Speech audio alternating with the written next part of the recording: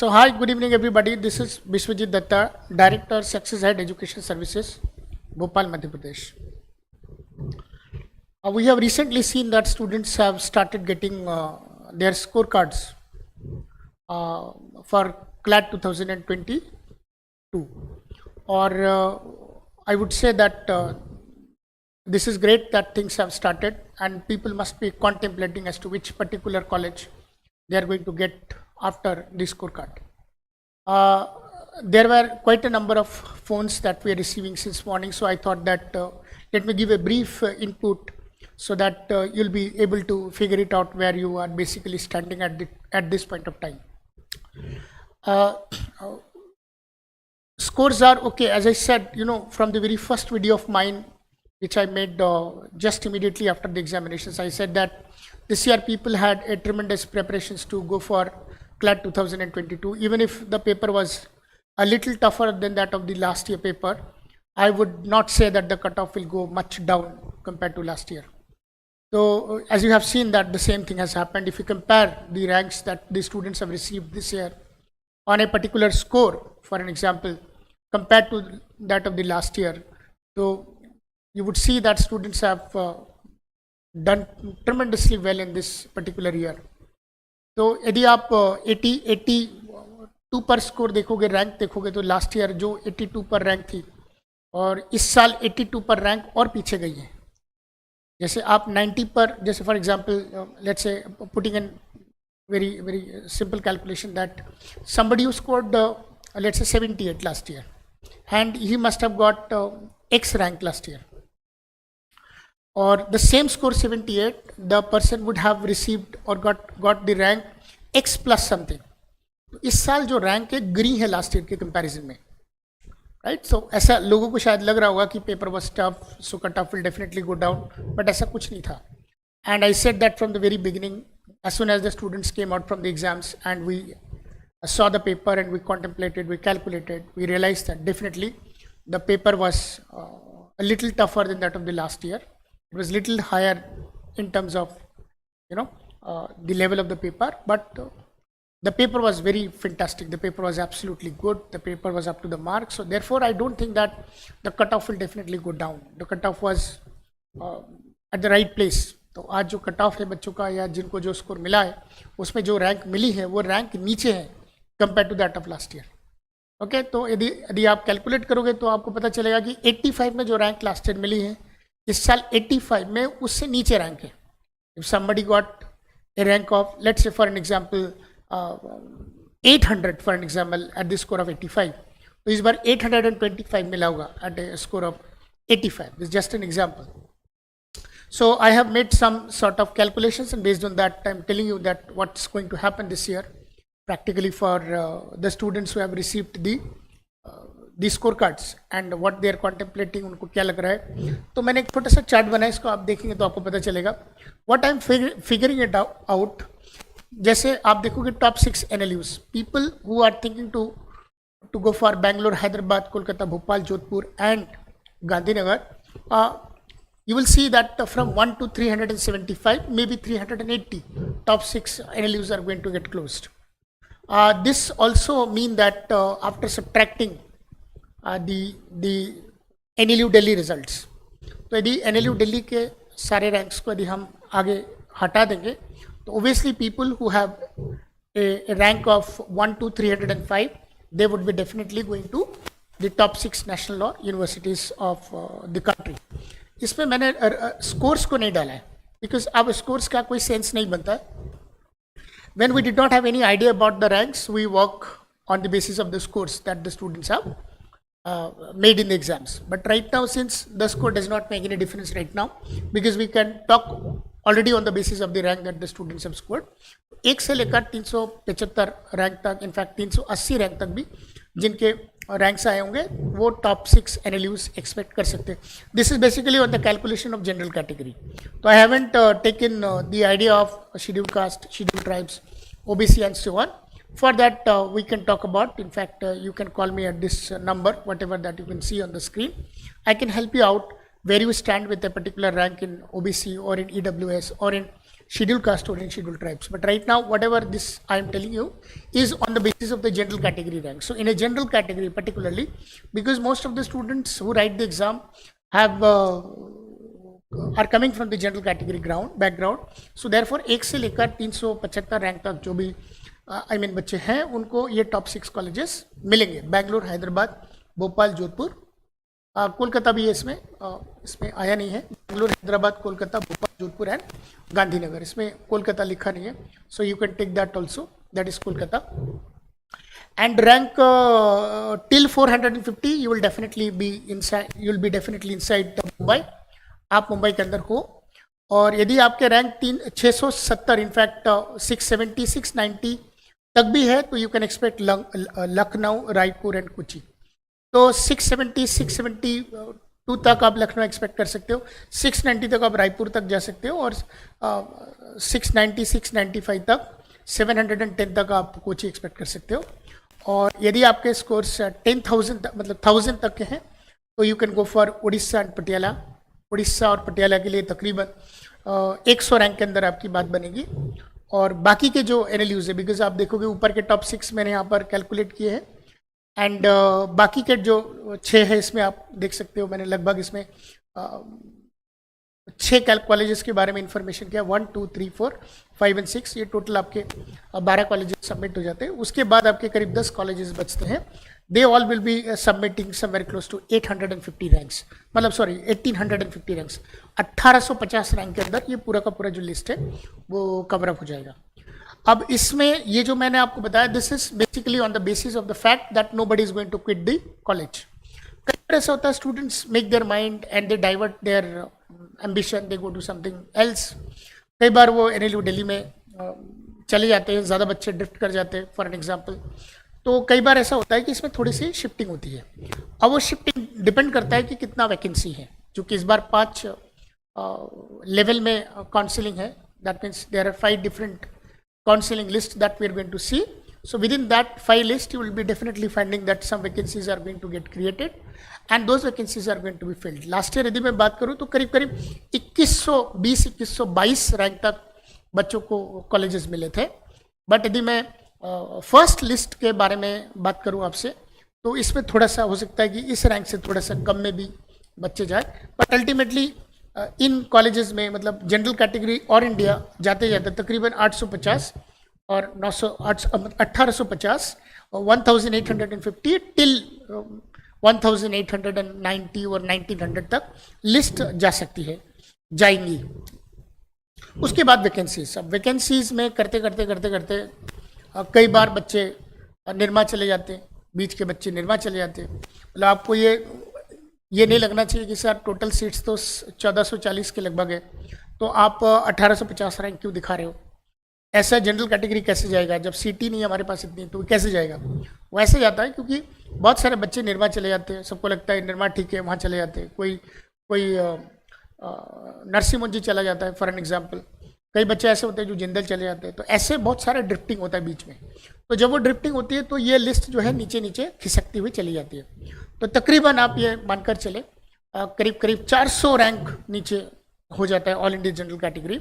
तो all India general category में यदि आप कैलकुलेट करोगे तो यदि टोटल 1450 सीट्स है तो करीब 350-400 सीट का ड्रिफ्टिंग हर साल देखने को मिलता है. तो तकरीबन ऑल इंडिया जनरल जो है 1850 के आसपास चला जाता है, ऐसे देखने को मिला है. एंड कई कॉलेजेस में इनफैक्ट कई स्टेट्स में you will find that there are certain domicile seats. तो डोमिसाइल सीट्स का कैलकुलेशन अलग होता है, ठीक है. तो डोमिसाइल कैलकुलेशन से यदि आप करने जाओगे तो तकरीबन आप देखोगे people have gone down to 2100 as well. तो इट डिपेंड्स अपॉन कि स्टेट में डोमिसाइल सीट्स कितनी हैं, EWS सीट्स कितनी हैं. On the basis of this the students are going to get their college. There are few inquiries that I could see. somebody is writing NLU नहीं मिलेगा तो क्या करें. Devesh Mohan sir, general category rank 1967 है, what are my chances to get to NLU Assam और रांची. देवांश, यदि आपके पास state का अपने स्टेट का डोमिसाइल है तो डेफिनेटली आपके डोमिसाइल्स की जो सीट्स है उसमें आपको कॉलेज मिल जाएगा. सो इसमें जो मेरे को दिख रहा है 1967 ranks which is somewhere I believe that during the vacancy this could be filled. Obviously during the counseling round, unless you have a state privilege, you won't be getting a seat. But यदि आपको state privilege है तो आपको seat मिल जाएगा, और यदि state privilege नहीं है तो definitely during the vacancy you are going to get a seat. Vacancy जब कॉलेज अपना फाइनल राउंड कंप्लीट करता है, फाइनल राउंड कंप्लीट करने के बाद कंसोर्शियम जब सारे काउंसलिंग स्टेट सारे कॉलेजेस की कर लेता है, then what they do, they send the information to all the colleges that these are the total number of seats that we were able to fill through the counseling sessions, and now these are the number of seats that are vacant in your college, so you can now fill it on your own. So the colleges are going to get those vacant seats, and then colleges are supposed to open the notifications in their website, on their website, which we have to look after from time to time. वहीं से हमको information मिलेगा, and then obviously you are definitely going to fill the individual college basis counseling pattern of form filling process, which we definitely say as that of the vacancy filling format of form filling. तो वो काफ़ी देर बाद होता है, which I believe that it will take a lot of time. That could not be done very fast. Maybe we are having around 20 days for that, तो उसमें काफ़ी time लग जाएगा. So by that time we'll be having these all things to get clear.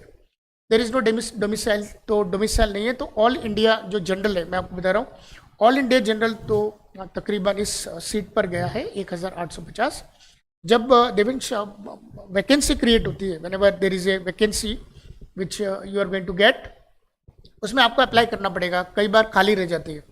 जितना ये counselling late होता है process, उतने बच्चे कट जाते हैं. Finding that the deadline for the Nirma would be much closure.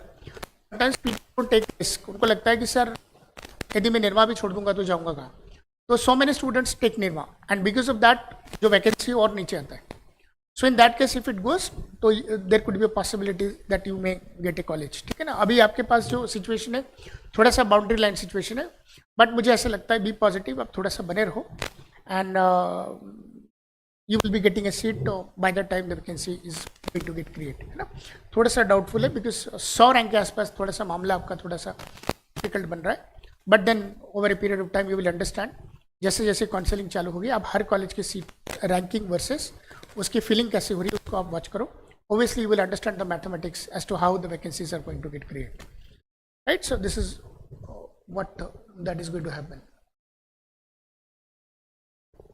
Of course rank के बेसिस पर ही वैकेंसी क्रिएट होती है, क्योंकि it is not possible that whenever there is a vacancy in a particular college all the students are going to fill that form. So you will be getting a proper uniform number of ranking in that list. ऐसा नहीं होता है.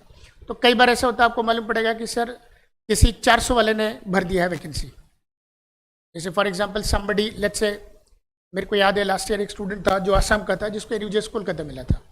अब all of a sudden जब असम की vacancy create हुआ तो वो कोलकाता ना जा करके वापस असम आ गया. और ऐसे होते हैं, किसी को यदि होम सिकनेस है तो उसको लगता है कि नहीं मैं नहीं जाऊंगा दूर, मैं घर पे रहूंगा. तो ऐसे बच्चे भी कई बार फॉर्म भर देते हैं. ठीक है. तो इस वजह से जो वैकेंसी के जो बच्चे एप्लीकेशंस भरते हैं, they are not uniformly in the ranking. तो आपको देखेगा, आपको पता चलेगा कि सर 1500 वाले ने भी भरा, फिर 1800 वाले ने भी भरा, फिर 2100 वाले ने भी भरा, फिर 2600 वाले ने भी भरा, एंड सो ऑन. तो whenever the college receive such application forms, they form an uniform ranking of that, और फिर वो रैंकिंग के बेसिस पर ही लेते हैं. ठीक है ना. तो उसमें भी क्राइटेरिया होता है. ऐसा नहीं होता है कि आप रैंडमली किसी को ले लो. ठीक है ना. तो वो उसका बड़ा पैटर्न होता है. तो they always follow a particular criteria to take up the students. ऐसा भी आपको देखने को मिलेगा कि sir when the counselling gets too late, for an example the vacancy got filled very late, for an example.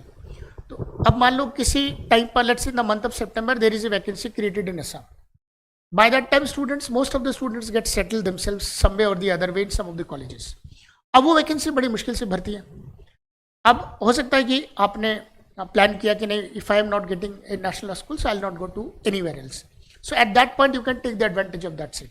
So these are certain tips and turn that comes out. तो you can wait for all such changes. ठीक है. Sir OBC 1600 rank काफ़ी पीछे है, आपको दिक्कत होगी, मिलेगा नहीं आपको ओबीसी 1600 रैंक पे. सो रुद्र प्रताप सिंह, थोड़ा सा दिक्कत रहेगा आपको क्योंकि 1600 is too far away. So in that case things are going to be little difficult when it comes to OBC rank of 1650. Satyam, OBC too far away बेटा. 40,125 मतलब बहुत बहुत पीछे हो गया ये. तो ये मुश्किल होगा आपको, मतलब काफ़ी मुश्किल होगा. तो आप इसको थोड़ा सा आपको कहीं और एडजस्ट करना पड़ेगा अपने आप को. Try to fill the other forms, क्योंकि हमारे देश में और भी बहुत सारे ऐसे कॉलेजेस हैं जहाँ पर आप अपना फॉर्म भर के आगे का काम कर सकते हो. तो इस जगह पर आप नहीं पहुँच पाओगे, थोड़ा सा आप इसको चेंज कर सकते हो.